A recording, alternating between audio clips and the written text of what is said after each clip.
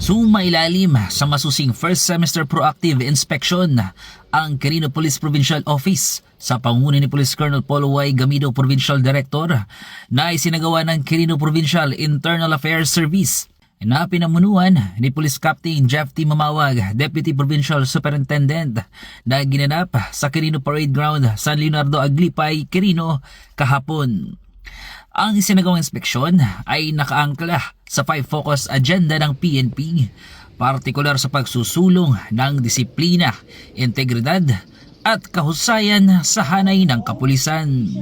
Mandato na rin natin ng PNP at the same time with our Inspector General, no, na once na lumabas ka ng bahay mo na naka-uniform, bitbit mo yung badge which is sign of honor and integrity.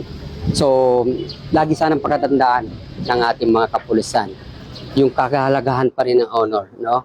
Humility. Labas na ng kanilang bahay, bilang pulis, meron silang mandato, moral obligation sa ating mga komunidad. Ang papapatibay ng mga pamantayan sa wastong uniforme at kahandaan sa operasyon ay sumasalamin sa layunin ng organisasyon na magkaroon ng isang profesional, may pananagutan at mapagkakatiwalaang puwersa ng pulisya. Sa ganitong paraan, na ipapakita ng Quirino PPO ang kanilang aktibong pakikiisa sa mga reforma ng PNP tungo sa mas epektibo at makataong pagpapatupad ng batas. Binuri naman ni Police Captain Mamawag ang mga tauhan ng QPPO sa kanilang kahandaan at patuloy na pagsunod sa mga direktiba ng PNP.